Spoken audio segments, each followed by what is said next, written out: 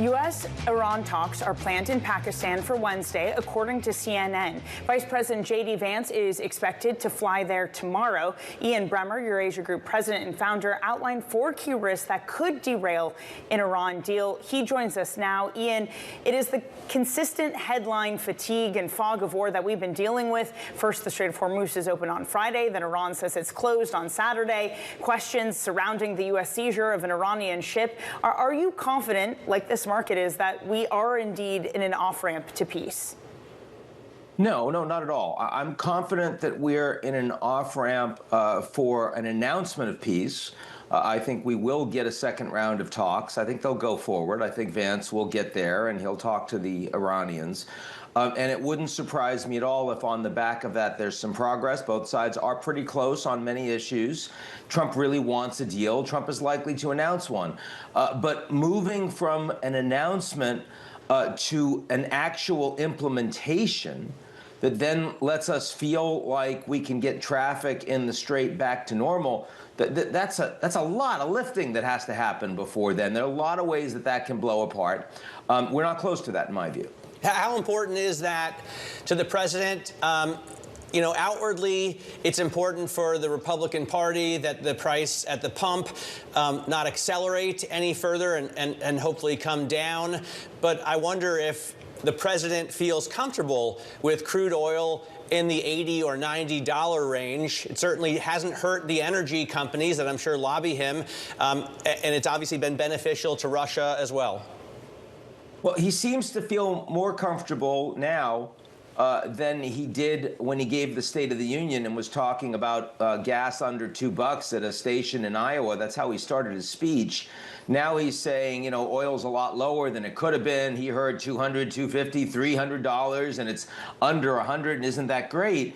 And that's because not only have prices gone way up under his administration and because of his decisions in Iran, but also because he doesn't have a mechanism to get them down. He knows that. So, I mean, he doesn't have a military plan that's going to open the Strait anytime soon. And in some ways, he's been slow rolling it. You know, you've got a aircraft strike carrier group that's now going the slow way around the Cape of Good Hope. You've got other thousands of Marine Expeditionary Unit that's still on the other side of the Strait of Malacca. And so it doesn't look like there is an imminent military decision to escalate, nor is there a plan that looks like it would get prices down.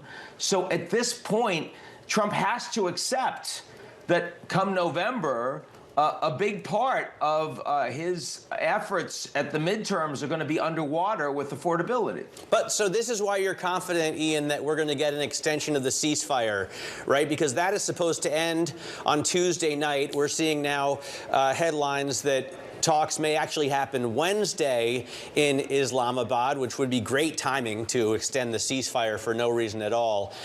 The big problem, though, is that would allow the Iranians to dig out, as you put in your notes, some of their missiles that our U.S. and Israeli attacks have buried. Well, that's already happened, right? I mean, over the last week, we already have the Iranians improving their military capabilities because there's a ceasefire on. So, I mean, Trump's willingness to provide a ceasefire implied that he was quite serious about an off-ramp, because otherwise, why would he give the Iranians that time? Now, he's trying to show that he's serious and that there'll be consequences with the blockade. I think that is, and with the attack and the seizure of an Iranian vessel. At the same time, the ceasefire is still in place. The Americans haven't violated it. Trump has pushed the Israelis to accept a ceasefire with Lebanon. He's quite proud of that. He's been calling up global leaders and telling them what a great job he did at ending yet another war, this time between Israel and Lebanon. He's also been threatening the Iranians a 5th time by my count, in that if they don't come to the table and agree with Trump on a breakthrough, that he's going to blow up all of their civilian infrastructure. He's less credible on that one, but still, everything about Trump's activities and posturing in the last 2 weeks seem to imply he wants to extend the ceasefire. seems to imply he really doesn't want to go back to fighting if he can avoid it. But still, there is this U.S. military blockade in the Strait of Hormuz. I mean, this just coming out now that they've directed 27 vessels to turn back, according to the U.S. military. Ian, to what degree does this place more economic pressure on Iran itself? And is that something that could move the needle further, that could bring them to the table? You have to hope so. It's putting more pressure on Iran. It's also putting more economic pressure on the United States, which improves America's credibility. Let's remember that Iran has a lot more money today than they did 6 weeks ago because the oil prices are so much higher and because the United States wasn't imposing a blockade. In fact, until last week, the Americans had suspended oil sanctions on Iran because at that point, Trump was focused more on keeping prices down than on pressuring the Iranian regime. He has since flipped that logic on its head, and so now he's trying to do more to show the Iranians he's going to squeeze them. Is that really about economic pressure, or is it about trying to show American credibility that if you persist with a refusal to come to the table and come to terms, that the United States is capable of waiting you out? And do the Iranians find that credible? I mean, the real danger here is that Iran, I mean, you saw Trump said, I'm no more Mr. Nice Guy. If you're the supreme leader of Iran, or if you're the leaders of the IRGC, and Trump has already, with the Israelis, killed your father and your mother, and 150 of the leaders of your country have been assassinated, and then you're saying, no more Mr. Nice Guy. Plausibly, you didn't think he was Mr. Nice Guy even before he said that, right? Plausibly.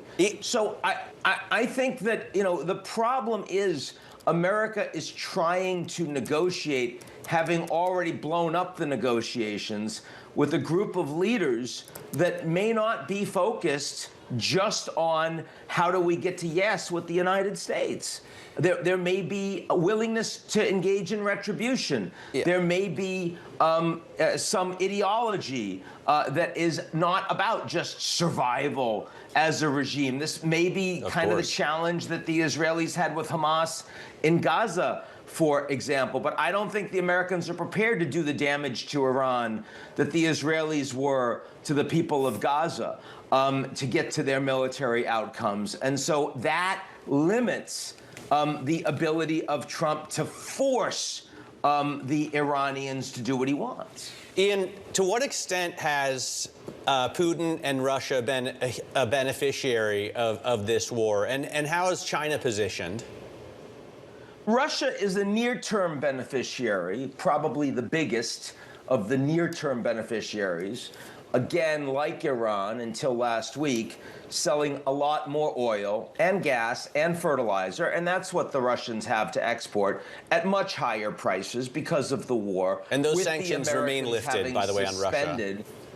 What? The sanctions on Russia, yes, they have been lifted. The Russian again. sanctions have been suspended, just as the Iranian sanctions were suspended by the United States. They are still suspended as of today, and so the Russians are making a lot more money. Also, of course, a lot of the military capabilities that had been available to sell to the Europeans who were providing them to Ukraine, those military capabilities, interceptors, missile defense, they are now going to the Gulf region. So the fact is that the Russians no longer have to worry as much, that the Ukrainians are going to be able to repel them the way they have.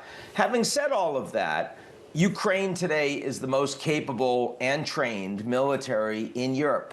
And I don't think that was Putin's intention 4 years ago, but that is the reality today. And Putin has not been able to take any land from the Ukrainians in the last 3 months. In fact, he's actually lost some land in occupied Ukraine that the Ukrainians have taken back. So when I look at Russia today from a global perspective, even though their position has improved somewhat in the past weeks of the Iran war, I wouldn't want to be in their position. It's also true that the transatlantic relationship getting a lot weaker, more fractious, that is an improvement. for Putin. He likes big existential questions around NATO, the Americans calling NATO allies cowards. Right. Putin likes all of that. But his biggest ally in Europe, Viktor Orban in Hungary, just lost to an anti-Russian Hungarian right-wing populist, Peter Magyar, with a constitutional majority, which means that the Europeans, right, even with the new Bulgaria elections, the Europeans are going to have an easier time raising more money for Ukraine, raising more loans for Ukraine, putting tougher sanctions on the Russians. So I really don't think Putin's in a materially better position, right, as a consequence of all this. China is in a materially better position long term because so many countries are angry with the United States. This war that the Americans launched in Iran is enormously unpopular with almost every country in the world except Israel. And that has led many governments to want to hedge more with other countries, including with China. So long term, even though this hurts the Chinese economy, they're not a big energy exporter. They don't like to see these prices going up any more than the Indonesians or the South Koreans. But long term, China sees themselves as in a better strategic position.